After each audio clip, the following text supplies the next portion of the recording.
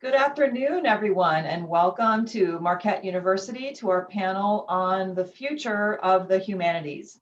I'm so delighted that so many of you have accepted the invitation to join us. There are amazing things happening here at Marquette. And so what we'll present today is a brief program with some panelists and some updates, and we will look forward to hearing from you all too. So if questions arise, please feel free to put those in the chat box. And I'm going to turn it over now to our panel moderator, my colleague, Dr. Heather Hathaway. Hi, everybody. I know many of you who are here, so I'm quite excited to see you today and certainly to celebrate the humanities with our new dean, who for the first time, as many of you know, is a humanist, not a chemist. So we're particularly delighted about that. I am standing in this year as the interim director for the Center of the Humanities, and I want to give you a bit of an update about what we're doing there. We're doing some really exciting things. The theme of this center this semester has turned out to be sort of technology and humanities. So we are watching Milwaukee Film Festival allowed us to co-sponsor their showing of a film called Coded Bias, which you should definitely look at if you haven't seen it. It's a film that shows the way in which algorithms and other computer technology is inherently biased against race primarily, but also gender to a certain degree, in terms of an algorithm not being able to read a black face, for example. So it's really good. We're showing that this month, and on March 9th, we're going to have a panel discussion about that film, which will include some of our race, ethnic, and indigenous studies faculty, as well as Michael Zimmer from the computer science department, possibly Cheyenne Guha, and a couple students. So that we look forward to that. I will be sure to have Molly be able to send that link out to everyone.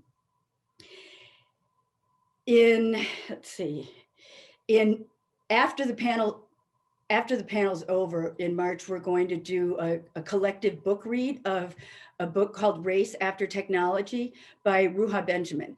And it's an elaboration and an expansion of the kinds of things that the film addresses. That's an open read, so if anybody wants to participate in that, we'll probably have 4 or 5 sessions, probably once a week, and just, talk together about the issues that the book raises. You all know I'm interested in race and ethnic studies, but also the intersection between the humanities and what people consider STEM. We have a very expansive vision of the humanities at Marquette. We believe our tentacles should be and are everywhere. I want to tell you just a little bit about our relationship with the Humanities Without Walls project, which is a project run through the Andrew Mellon Foundation. It consists of 16 schools, a consortium. Most of them are Big Ten. We are the only Jesuit school, and one of 2 Catholic schools. Notre Dame is the other. And that is a enterprise which has a number of different objectives, one of which is to help do career exploration and diversity for grad students and undergrads. We really want people in the humanities to recognize their skill set, recognize their value to employers. And so we're doing a lot of initiatives around that. We're also supporting what we call their Grand Research Challenge. And that is a really competitive grant of $150,000 for interdisciplinary research that uses as its methodology redistribution and reciprocity. It could be thematically related to that, but the call is really for in what you're doing, reciprocally being engaged with someone, a community group, whatever, and giving it back, giving other things to the community. So there's a lot of exciting things. I won't go into it anymore because we have more interesting people to hear from. But if you have any questions, our website is populated with all this stuff. Please go. You can just go to the Marquette directory, Center for Humanities, and you'll see everything that we're doing. So I'm really excited to introduce you to all our colleagues here. This is an incredibly great group of people who are quite committed to the humanities, as you'll find out. And I'm going to begin by introducing our wonderful student, Ms. Nikki D. Nikki is a senior. She comes from North Central Wisconsin. I'm not sure where that is. I mean, I know where that is, but not where you are in it. And she's looking forward to graduating this May. She's in the honors program and she studies psychology and theology with a minor in ethics. She's an MU for Gold undergraduate research scholar and the undergraduate assistant director of the Ott Memorial Writing Center. Some of her research interests and activities have included bioethics. So Jenny, you'll like that. Medical rhetoric, criminal justice reform, and restorative justice, and mental health stigma in minority communities. You know, I always say when people listen to our undergrads, like they sell everything, they're magical. And Nikki is a perfect example of that. We also have my good colleague in theology, Father Ryan Duns. Ryan came to us 2-3 years ago. He's an assistant professor in theology, and he's already this massive hit on campus in every realm. And you'll see why today. Everybody loves him for so many reasons. I actually had a chanced upon a lecture he was giving for his class that was online, and it was like a YouTube thing. It was so cool. I was highly impressed. I can send you the link to that too. Ryan's work is at the intersection of philosophy and systematic theology. His dissertation, Spiritual Exercises for a Secular Age, William Desmond's Theological Achievement, argued that when read as a form of spiritual exercise, Desmond's philosophy can reawaken a sense of the transcendent. Next, we have Dr. Kimberly Harris from the philosophy department. Kimberly is also an assistant professor at Marquette. She's part of our Race, Ethnic, and Indigenous Studies cluster hire project. She specializes in African-American philosophy, critical philosophy of race, and 19th century philosophy, particularly in Hegel. Her research has been supported by the DAAD, the Deutsche, I'm not going to say it because Heidi's a linguist, the German Academic Association, and the Institute for Critical Social Inquiry at the New School and the Mellon Foundation. And then finally, we have our wonderful new dean, Dr. Heidi Bostick. As you know, she came to us, she technically started in June, but she's been involved with campus from the moment we went on lockdown. She was in all those meetings with me. And she brings to her position a broad portfolio of leadership experience in higher education, very vast, really top-notch administrator. But she also, as a humanist, studies 18th century French literature, contemporary feminist theory, narrative studies, and higher education. Her work is animated by the basic questions of who are we and how ought we to live. Her most recent publications focus on the power of interdisciplinary collaboration and how best to prepare students to thrive after graduation. So as you can see, we have a great group of people. I'd like to begin simply by asking each of you how you got interested in the humanities to begin with. I always find those origin stories quite compelling, and we all come to it for many different reasons and in many different ways. So let's start with Kimberly. I'll just go around as my screen shows you. How did you come to the humanities? Thanks, Heather. Yeah, so I was a philosophy major and also I minored in African American history. But prior to deciding to major in philosophy and minor in African American history, I was actually pre-law with a plan to sort of go into medical law. And what I sort of realized was on top of not realizing that I don't that I don't have a passion for law, but also I had a fear of blood, so the sight of blood. So I sort of realized, well, medicine or law might not be the places for me, but I was sort of on the search for to figure out where my value lied, and so I enrolled in a social and political philosophy course on a sort of whim. And it changed my life, and it sort of gave me this sense of purpose and value that I was searching for. Excellent. Father Duns, how about you? When I went to college, I had the discernment between either being a special ed teacher or being a chemist. And I found out I really liked chemistry, and I had a kind of a knack for it.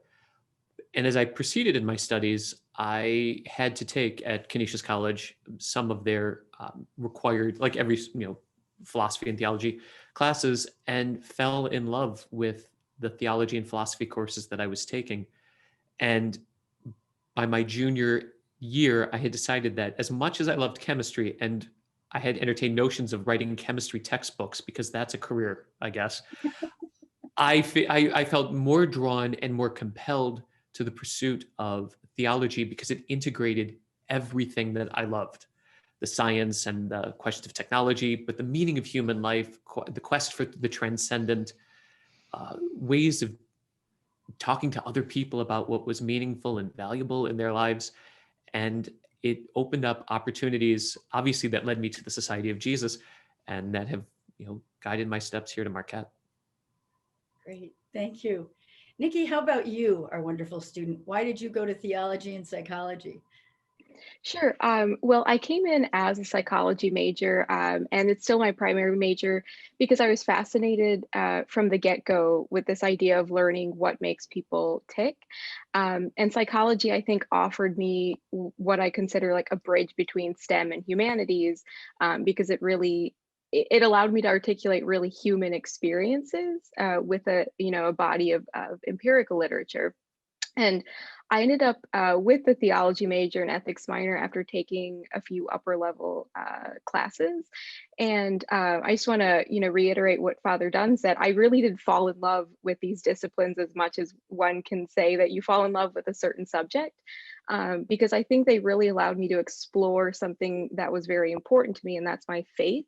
As it relates to other things that are important to me, so my relations with other people, or social justice causes. And they also allowed me eventually to articulate like research questions and academic questions that kind of tell me a little bit more about human nature. And I would say, there's a lot of ideals that Marquette is founded on, I think, as a Jesuit university, and this idea of faith-seeking understanding has kind of been like my internal motto, I would say, and it just becomes something that I use every day. And so, yeah, that's my answer. Great, thank you. And Dean Bostick, what about you? How did you come to the humanities, and why do you love them? Right. Well, I would say I really didn't choose the humanities chose me. So from an early age, I was an aspiring poet. So if you'd asked me when I was a little kid, what do you want to be when you grow up? I would have said a poet. And then at some point, a little bit later, I decided I was going to work in human resources. And so now I've become a dean, and I guess it's kind of a little bit of both, right? But, part of it was being exposed from an early age through school to this broad array of human experience and expression. And I marvel sometimes thinking about, I was raised in South Dakota, and I was given this incredibly diverse education. For example, we would study Native American art. And there's a wonderful Dakota artist named Oscar Howe, who I learned about as a grade schooler. And in my music classes, we studied the history of jazz and learned about African Americans and their influence in the humanistic fields in the US. And we read poetry from Gwendolyn Brooks and Langston Hughes and Maya Angelou. So it's really quite amazing looking back that I had this kind of opportunity to learn about the range of human expression from different cultures, both domestic and international cultures. And then with that, I was also able, from the time of being in junior high, to study both French and Spanish. And so I actually had a junior high teacher of French who had us make videos of ourselves speaking French, which was really cutting edge back in the 1980s. And she also served us frog legs, which she cooked in a crock pot. And somehow that just was it for me. So I did start college thinking that I would be an English major because, you have these stereotypes. And I thought, well, I like to read and write, so English is a thing. And then somebody came to me and said, Heidi, you love French and you love languages. You can do that as the thing you do. And it was like this epiphany. And so I went ahead and majored in French. That said, I've never been very successful at limiting myself to one discipline. So I really consider myself to be one of those folks with a liberal arts heart in a very broad way, as all of our panelists are. Great, thank you. So in your new role, Dr. Bostick, or really you've had this belief all along, but why do you think the humanities are important, and to whom are they important? What do they do? The humanities are crucially important to every human. And the beauty of Marquette is that the humanities are really part and parcel of what every student studies. And so you alluded to this earlier, Heather, in the introduction, but I would say that part of the power of the humanities and part of the reason why Marquette is such an ideal place to study the humanities for our students is that we bring the humanities to the world. We know that the humanities, yes, are about, reading old books, and I'm somebody who loves nothing more than spending some time in the archives with old manuscripts and that kind of thing. But the humanities also have a role to play in public life. So you mentioned your Humanities Without Walls project. And really, when you think about something like the COVID-19 pandemic, yes, there are scientific and technical aspects, of course. There are also very human and cultural and political aspects and ethical aspects of who gets the vaccine and when and this kind of thing. So as we think about the future of Milwaukee, of our region, of our nation, our world, we know that the humanities have to be right there front and center in addressing all of these other challenges, because the humanities respond to these basic questions of who am I and how ought I to live. So one of our challenges, which we are facing, and I think facing well at Marquette, is making sure that every student really understands the power and importance of the humanities, whether or not that student chooses to major or pursue graduate studies in these areas. It's the ways in which the humanities help us encounter the other and encounter these profound questions that will really shape who we are and help us to make good choices. Great, thank you. Father Duns, could you elaborate on that a little bit? Many people do the humanities. Many small liberal arts schools claim that they have a corner on the humanities, and yet we're in a specifically Jesuit institution, and moreover, are uniquely distinctive Marquette. So what makes the humanities at Marquette different from other universities? So, today I started to count up, and I think I have written this semester 9 recommendation letters for medical school, for students who want to be physicians. And what I noticed as I looked at each of them is how each of these students has contended with questions of meaning and importance in life in radically personal ways. And what that speaks of is, St. Ignatius understood that God deals with the human person, each one of us individually, speaks to us through our desires and calls us into service in very unique ways. And in each one of these students' cases, and I have to say, in every student I've had the privilege of teaching, you see how once they start to open up a little bit, their unique interests and passions and desires are allowed to flourish, give them life, and it allows them to raise the question of how, where they are finding life, they're being called to give life to others, to use the phrase now common, to pay it forward. And I think what is unique about Jesuit education and here in Milwaukee is we're harnessing that educational tradition that is adaptive and flexible and that is radically person-centric. And it is committed to asking what the meaning of human life is, to discerning that meaning because it is discoverable, and because we ask students to study theology and philosophy, to allow them to critically examine how, in the theological tradition, Jesus Christ reveals the meaning and destiny of humans. So the humanities aren't one more thing that we study, but it's the integrating thread that binds together the entire Marquette education and we send them out into the world. That's fabulous. I love everything you just said. You talked about the way that the humanities prepare people. They also transform people. And we talk often about Marquette offering a transformative education, but in my view, that comes from the core, that comes from the ethos that permeates Marquette. And I'm wondering, Dr. Harris, if you can tell us about a time where you sort of witnessed that transformation in a student. Have you had that privilege at this point? Yes, Heather, I have had that privilege, but I guess the first thing I would want to say is coming from a large research institution prior to coming to Marquette, one of the special things that has transformed me is how invested students are in the humanities. And one of the ways the university, I think, does that is by making it sort of easy for students, I think, in some ways to not have to choose STEM or the humanities. And so that's really amazing. But in terms of a transformative experience, I got the privilege of teaching what I consider my dream course last semester, Critical Philosophy of Race. And at the beginning, when I was designing the course, I was sort of worried that, I'm a historian of philosophy. I can spend all of my time in the 19th century working on obscure ideas. So I was sort of worried that the course was going to be a little bit too narrow, but it actually turned out to be so transformative in thinking about what I was just saying about students who have double majors. So the course filled up with many students who had double majors. And there was this particular student who's now at the University of Virginia, and he's at their Data Science Institute.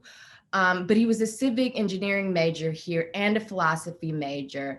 And his final project in my course actually looked at the importance of thinking about race for algorithms, for particular technologies such as self-driving cars. That's what he was working on. That's what he's working on at the University of Virginia, but also in thinking about it for big data sets, because we know that our government uses big data sets. And so when I designed that course, I would have never imagined that being one of the potential final projects. And so that was just amazing to me. And it really was a testament to how incredible the students are here and how they really bring the humanities together with their own interests, as Professor Duns was just talking about. Great, thank you. Nikki, you know the most about this, how students embrace the humanities. So can you tell us some experience you've had while at Marquette that have really sort of turned your head around in important ways? In terms of transformation, Dr. Hathaway? Yes, yes. Yeah, so I would say that I think I've both seen and experienced this type of transformation that we're talking about. I have a friend I was just telling someone about, who she started off as a philosophy major, and then she discovered this like great love for the sciences in her seminar, in her freshman year honor seminar, and now she's a physics major working in Dr. Gamble's Gecko lab, which is like a complete 180 from what she ever expected to do. And in the same way, I think the biggest transformation for me has been just kind of this change of heart that broadens the super narrow understanding that I came into Marquette with. I had this narrow understanding of what education looks like, what research looks like, especially that was the biggest thing, and what success looks like in higher education, right? Because I think this, my initial understanding is that high GPA, loaded extracurriculars, leadership positions, these things. But I came to understand that it was more about the growth aspect and really reaching out to people, using the resources that we have. So I guess it comes down to this idea of not putting blinders on ourselves, as it were, because otherwise I would have missed some really wonderful opportunities, especially when it comes to research. Yeah. Great, thank you. Ryan, Heidi, transformational stories are the best? Would you, either of you, care to weigh in on that before I go to the next question? Okay. If I may, I'm teaching a course called Contemplation and Justice in a Violent World. And I think I have some residual science envy that theology classes don't get a lab component. So I built lab in, and we do 15 minutes of silent contemplation in every class. And their semester-long assessment project is they visit the Haggerty Museum, the gem of our campus after the Joan of Arc Chapel. And they contemplate one piece of art for 13 weeks. And they write one paper that asks them, what did you see? And today I had a conversation with a student and I asked her permission to share this. And so she's just completed her 4th contemplative exercise. And she said, I have been dealing with some traumatic experiences in my life. I didn't think I could ever pray again. And I deliberately don't call it prayer. I keep it just contemplation. And then today she said, I was in the museum and all of a sudden I realized that I am still lovable and that the art on the wall isn't the only beautiful thing that's here at the museum, that I'm beautiful too. And I thought, like, I get weepy because I'm sentimental, but my God, I mean, what a gift to be able to do that for even one student. It's worth the whole course, and she's not alone, and that's the privilege that we have. Yeah, I'm just going to jump in because just last night I got another email from a student who was in my Toni Morrison class in 2004, and she is teaching high school, told me all about what she's doing and how the class affected her. And it was so cute. She attached the paper that she'd written for me because she was so proud of it. I love that. I mean, I thought, she was proud. It was an excellent paper, but, to see that sort of, as you say, their ability to realize their own strengths and beauties is just the most rewarding thing as teachers. It's the best. They pay us, if you can believe it.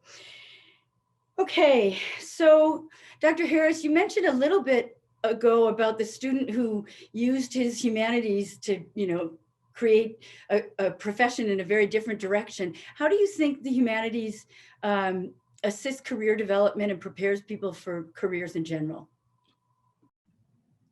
Yeah, so I think oftentimes when we talk about the value of the humanities, we hear critical thinking, critical thinking, critical thinking. And no doubt, I think the humanities definitely instills critical thinking for any sort of life endeavors, as we all have been talking about here today.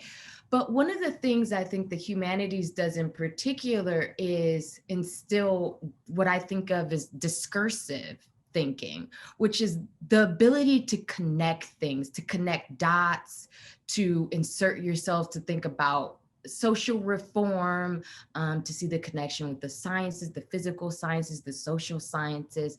And so that's really important. That's really, I think, one of the most important reasons why studying the humanities is essential. I think people who study the humanities are scientists, they're social scientists in a very important way because of that discursive thinking. So that's the main thing I would say, discursive thinking along with critical thinking. It's great. I love the idea of that notion of the humanities teaching people how to make connections across time, across knowledge, areas. It's a wonderful description. Nikki, can you share with us a moment when you've learned something about our contemporary world, or your humanities classes have helped you confront something in our contemporary world and how it did so? Yeah, absolutely. And I'm actually excited for this story because I'm really proud of it. So I would say that I really got to apply what I've learned from a lot of these classes during an internship that I've had the last 2 summers. So when I say I'm from North Central Wisconsin, I'm from a small town called Anago. It's in Langlade County. It's about 3 hours north of Milwaukee. So I worked at the Langlade County District Attorney's Office, and she tasked me with examining existing literature on criminal diversion programs, which move offenders, especially of misdemeanors or victimless crimes, away from, official court processes or, the criminal justice system. So first of all, the research skills I had were all gathered from experiences at Marquette from the MU for Gold program, because I worked with a few different faculty members over the years on various projects from, like bioethics, analyses to just, studying medical ethics in my theology class. And second of all, there were quite a few times so this program was implemented, and I get to go back again this year for the second time to run, statistical analyses on how the recidivism or reoffense rates are happening. So this idea of restorative justice is so important to me because I think it really gets to the heart of, what it means to pursue justice, I guess, and that's where my interest in the criminal justice system, my research interest in that come from, because it's connecting theology to criminal justice, which I never would have thought happened. Um, and this other realization that like life is never simple, and if that's the takeaway I can take from college, I'll be happy with that, because lives are complicated, people are complicated, stories are complicated. And the program we implemented, I remember, I'll anonymize the individual here. So let's call him Dan. Dan stole some things from our corner gas station, and he was brought in for theft. He was charged with theft, but there were things that didn't make it to the case file about Dan's story, about his financial hardships, about his lack of social support, lack of familial support, things that and he had never offended. So it I guess when it comes down to it, the questions went from, oh, what is a standard or expected sentence for a defendant of a theft crime, to what circumstances led Dan to steal, right? How can we fix that? How can we hold Dan accountable while also helping him become a more fruitful member of the community? And so that, I think, is the heart of what humanities has meant to me, extending the questions from not just what and how, but to who. And I said, yeah. That's great. What a great tale. That's wonderful. So, Dean Bostick, you've had your hands full since you got here. We all need to cheer Heidi on for coming into a campus during a COVID, and she's still here. So that's awesome. But I also know that you have a broad vision for so many things in the college, which is really exciting for all of us, faculty and students. So can you tell us a little bit more about your vision for the humanities at Marquette and for the center going forward? Definitely. Yeah. Thanks, Heather. And this gave me a little time to recover from the tears in my eyes, listening to Nikki and listening to Father Dunn's. So let me say, first of all, to kind of piggyback on a prior question about the transformational difference the humanities make in students' lives.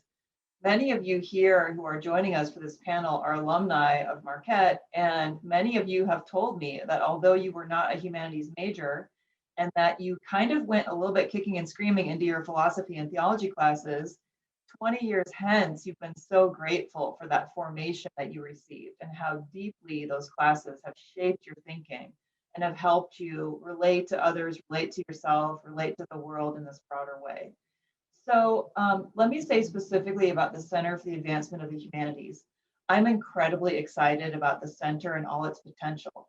President Lovell, when he first became president in his inaugural address, he announced that Marquette was going to open a Center for the Humanities.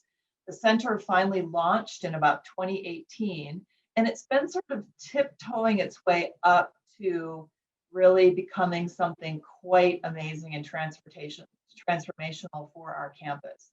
And so the future of that center is really going to catalyze all of the wonderful work that's already happening. I'll give a couple of examples.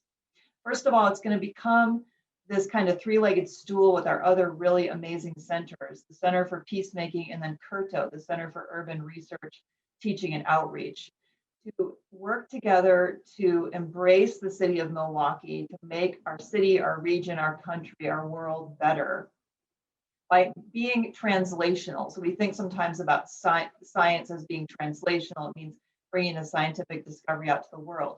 The humanities too are translational, right? So bringing the humanities out to the world. How might we engage with the humanities in addressing some of the challenges that our culture faces? How might we do that with Marquette's Catholic Jesuit mission firmly front and center? And along with that then is helping our students, both undergraduate and graduate students who study the humanities, discern a different paths for their professional lives after graduation. We know that the humanities are powerful preparation for whatever students want to do. So how might our Center for the Advancement of the Humanities be that kind of laboratory where students can try out different experiences? And through some support of our benefactors, we're able to provide students with undergraduate research experiences like what Nikki described with NU for Gold, with study away experiences, with doing internships and working alongside faculty members. And how can they use those experiences to help translate what they've learned through the study of the humanities into ways they can add value to whatever organization they're going to join after graduation. Together with that, we'll use the Center for the Advancement of the Humanities as a lab for our faculty. I want this to become a grant writing machine and a way where faculty can come together to approach different foundations and say, here's something amazing that we want to do at Marquette. Do you want to come alongside and help us make that happen? So really it's about elevating what's already happening, really catalyzing this work, bringing the humanities out to the world. I'm just so excited about the potential of all of that. Aside from the center, the humanities at Marquette will remain the heart of this university. It is thanks to the humanities that Marquette can call itself a Catholic Jesuit institution. Our students all study theology, philosophy, and English, and then they have a culminating course at the end of their core curriculum called the Service of Faith and Promotion of Justice. And actually, fun fact, thanks to Father Duns, who recruited me, I am teaching a section of that class this semester as an honorary theologian. And I'm having so much fun working with our students who are hungry to discern, what are my values? How do I want my life to matter? How am I going to be a man or woman with and for others after graduation? So believe it or not, these students are really loving reading speeches by Jesuit leaders of the past and present. They're engaging with these big issues because, again, any student who comes to Marquette understands that the humanities really matter here and will always matter. Thank you for the question. Yeah, that's great. It makes me think of what Dr. Harris said about the discursive, thinking and how people can bring things together. One of the things that I think is most important about 4929 is we offer students that opportunity to really draw those connections, which doesn't necessarily happen. And I remember when it happened to me in college and I was like, oh, wow, this is so cool. But, I think I lucked on it. I don't think it necessarily is built in. So that's a really great experience. What's it like for you teaching Marquette students, Dr. Bostick? You've taught all over. So what do you think? I adore these students. Yeah, I mean, my joke has been that it almost feels some days like a self-teaching class because the students are hungry. They show up ready. They obviously do their homework. They engage. Somebody poses a question and 5 other hands go up. So I have found the students to be delightful and true to sort of around here, the sizzle and the steak are one and the same, right? Some places you kind of think, well, is that just a bunch of rhetoric or do they really walk the walk? And I mean, the students are very involved with service activities. They want to give back. They want to do something for the community because they know that they are in turn fed and uplifted by those kinds of experiences. And the students, they find it very reassuring when I tell them, for instance, your Marquette education is preparing you to pursue all kinds of paths and maybe several within your lifetime. Maybe you'll make some changes along the way, professionally, personally. And so they're really thinking deeply about like the work they've done here with the Center for Peacemaking in Milwaukee, thinking about, well, what makes a community great? What kind of breeds peace in a community? It's things like green spaces and clean air and the lack of food deserts and good transportation. And so it helps them really discern their own choices moving forward. So I've really, really loved getting to know the students. And, it was my idea. Well, okay, Father Duns gave me a little nudge, but it was really my idea to teach because I wanted to be able to interact with students like that. That's great. I think everyone benefits from that. You, the students, and the rest of us. So we have one more question, audience, and then we'll take questions from you. I'm going to ask each of the panelists to tell us one myth-busting piece of information about the humanities that they'd like to share. People have a very stereotypical view sometimes of the humanities, and certainly in media right now, it's getting presented in a fairly stagnant way. So let's start with Father Duns. What's your favorite myth-busting fact about the humanities? Students who have humanities degrees in addition to their pre-med courses have a more compelling application to medical school and are admitted at higher rates compared to science alone. Excellent. Nikki, how about you? I had that 40% of humanities students go on to get an advanced degree, and many of them go on to management positions in a variety of fields. Great, good. Dr. Harris? Right. Humanities majors score highest on all standardized testing. Oh, cool. This is awesome. And Dean Bostick. It's funny how we're all ending on this kind of career path narrative, but and we're all being such statisticians. So I have one more stat and then one more fun fact. So the stat is that 10% of bachelor's degree holding humanities folks nationally work in business and finance. So that applies to some of you who've joined us here on the call today. The other thing I would add is, again, because everybody's always afraid I'll go home to grandma at Thanksgiving and I'll say, I'm studying classics and history. And grandma will say, what are you going to do with that? We know actually from the National Association of Colleges and Employers that what hiring managers want are precisely the competencies that we help develop in humanities students. Thoughtful decision-making, the ability to make a decision in circumstances of ambiguity, being able to work successfully in diverse groups, being culturally sensitive, being open to the world, all these kinds of things. So the sort of open heart and mind is good for your humanity, and it's also good for a student's future career prospects. That's great. Thank you. Okay, audience, what would you like to know from our panelists? You can raise your hands. Jenny Lee Schlinsky is on the call and she will help me identify you, or you can type your questions in the chat, but if we see you, we'll call on you. Who would like to begin?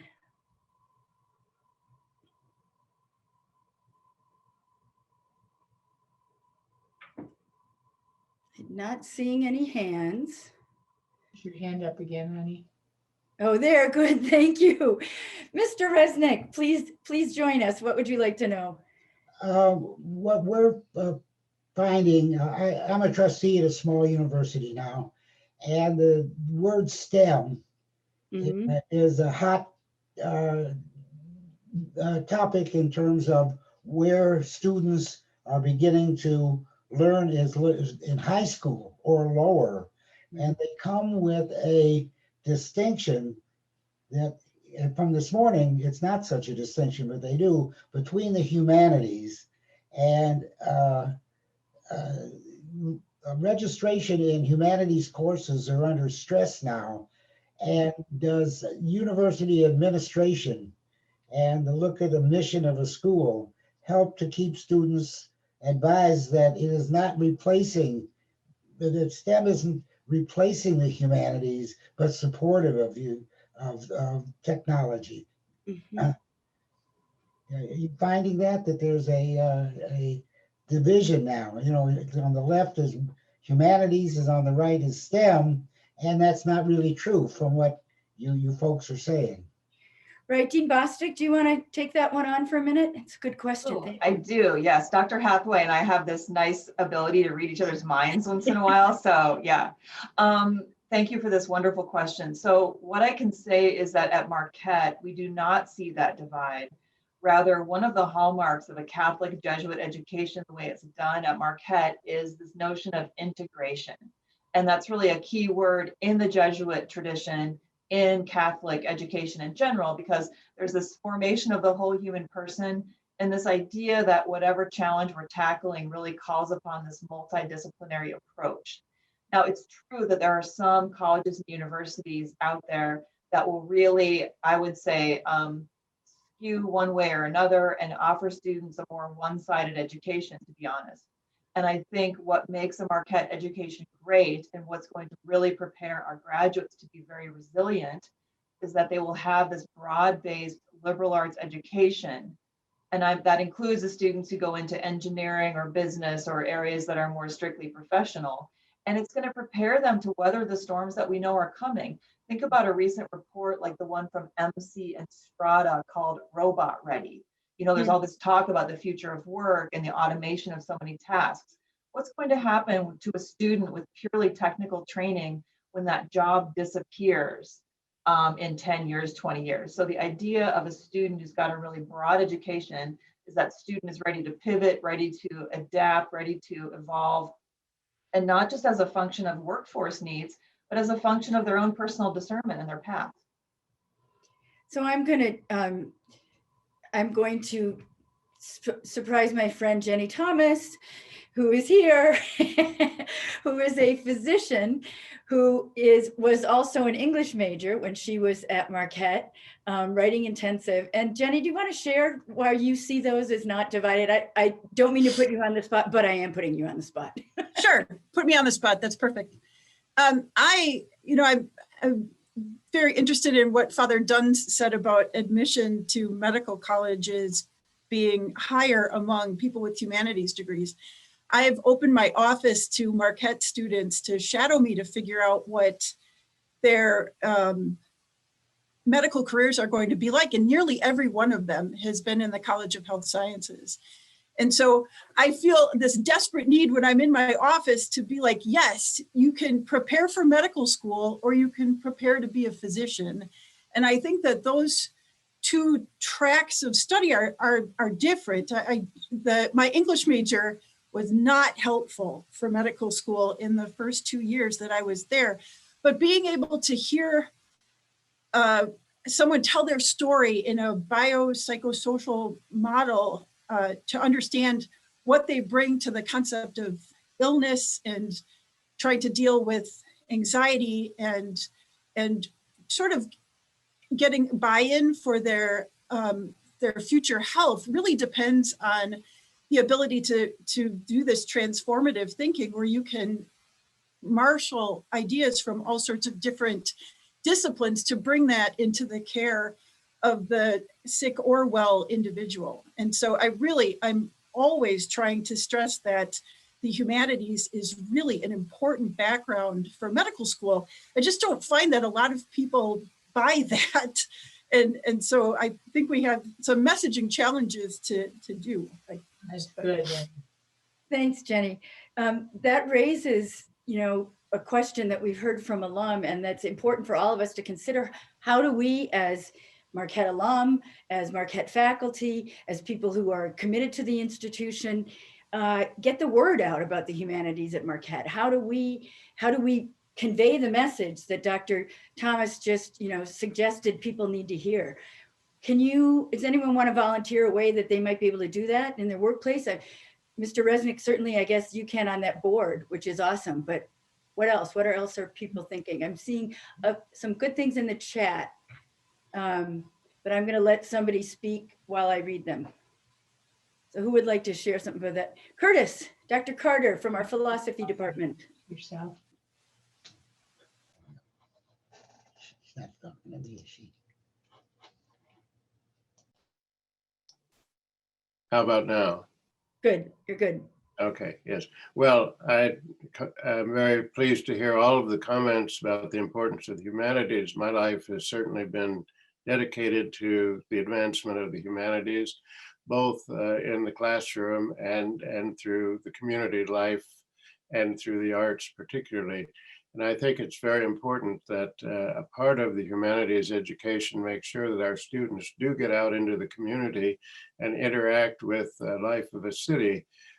We have a kind of a test workplace here that could extend broadly the education that Marquette brings. And I'm very pleased to hear the reference to the Haggerty Museum, because that too is an important part of the education at Marquette, and especially since we do not have an art department or any other major sources for art. So I'd just like to commend you for the good work you're all doing in the humanities, and keep it up. Thank you.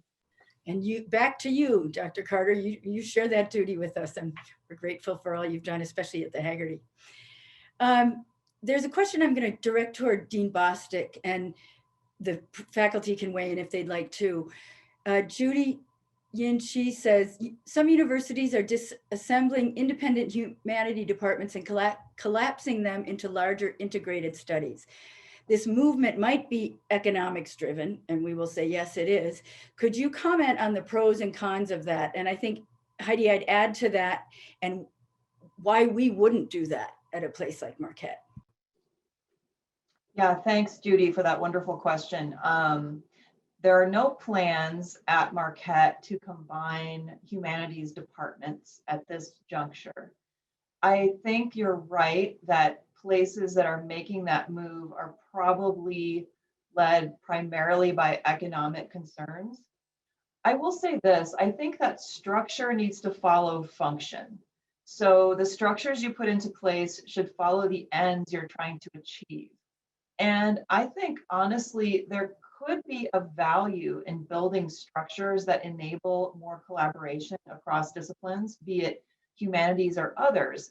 So I'll share just a quick example. Years ago, my first kind of permanent faculty position was at a smaller regional state university where most students studied engineering.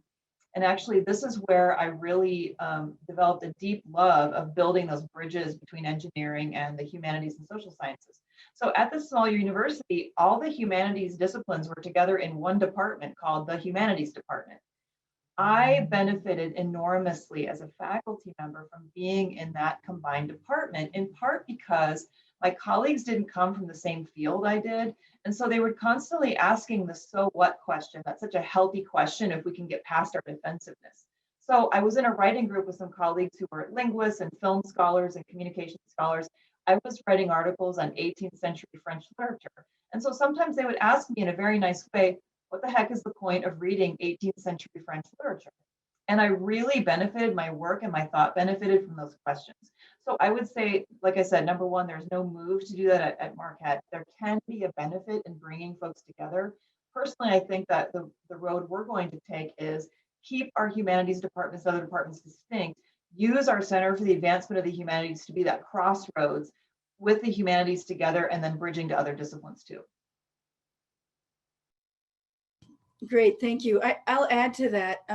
My training is actually in an interdisciplinary PhD program. I went to the History of American Civilization program, which is an American Studies program in which we studied religion, as it was called, sociology, psychology.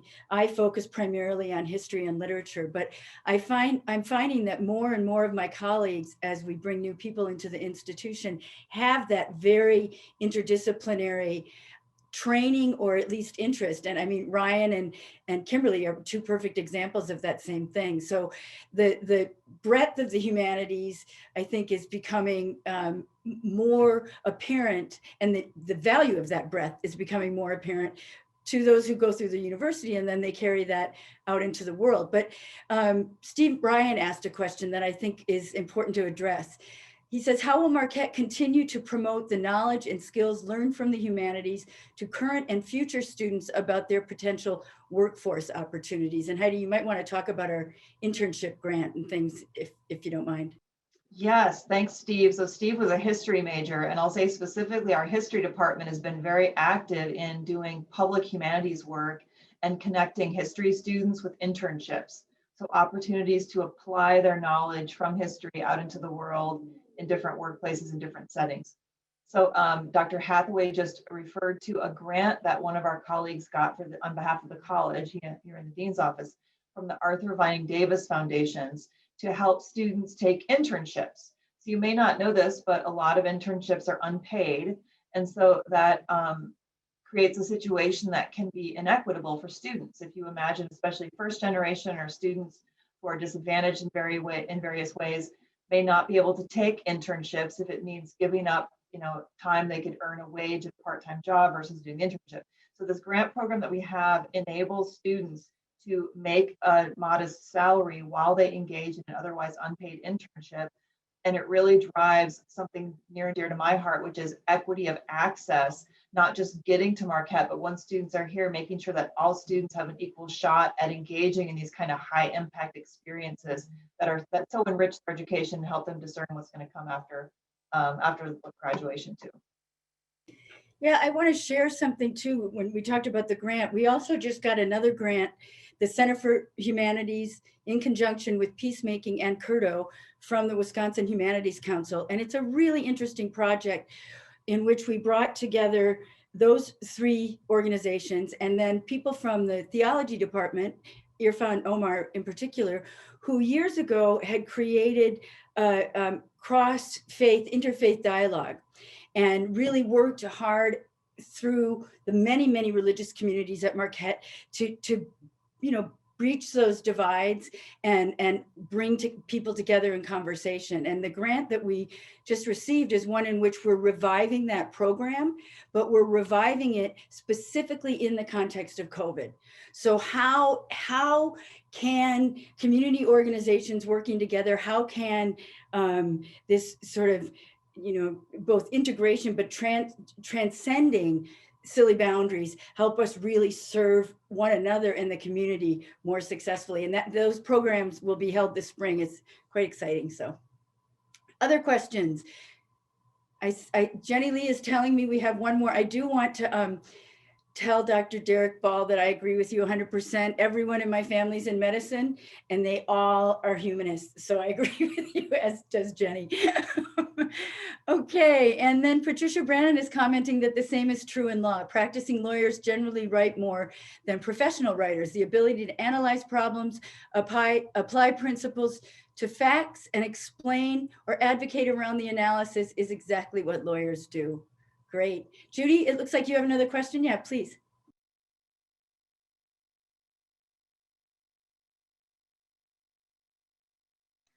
Can you hear me? My undergraduate was in psychology, and I have a master's in clinical psychology from Marquette. But my PhD is in policy sciences, which is a multidisciplinary study combining economics, political science, and sociology. And I feel as an undergraduate, we have the freedom to take, like the student that someone said, was in a computer science and also taking theology and ethics. But as a graduate student, sometimes once we declare a major, we're just taking courses in our major. Whereas when I switched over to get a PhD in public policy, which is an interdisciplinary study, I felt that was really allowed me to have a broader perspective by combining these things. And I was wondering whether there are more disciplines that have this kind of interdisciplinary approach at the graduate level. At Marquette, at the graduate level, we have very few interdisciplinary programs, but at the undergraduate level, we have a great many.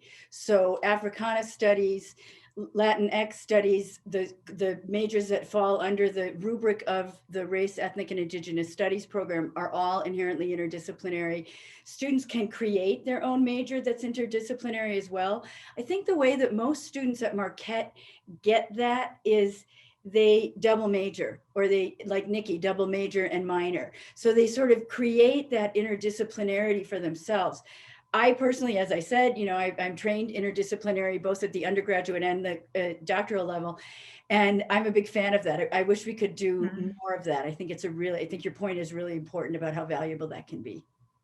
So thank you. Judy, that's a wonderful kind of final question. Let me just say a couple things about your question, and then I think we're getting the sign from Jenny Lee that we have to respect everybody's schedule. So Judy, I would say we have a couple of programs at the PhD level, including neuroscience. We also have a burgeoning cognitive science program at the undergraduate level that I can see building out more deeply into the graduate level. And I think what I hear underlying your question is exactly on point. It's even in graduate education, as we think in these more expansive ways about the needs of students in the world, we're going to have to get away from this narrow track as far as what graduate education means. I would say that our computer science department has really been on the cutting edge of this interdisciplinary work too, because it's not just coding and machines, it's what are the ethics of what we're doing? What are the social implications? How might we train computer scientists and data scientists in ways that befit our Catholic Jesuit mission and vision? And specifically in the humanities, our English department and our history department are actively thinking about the future of their PhD programs. How might they recast these programs in terms of public humanities and really training folks to go out in the world and do a wide variety of things with this kind of education? So thank you for that question. Thank you.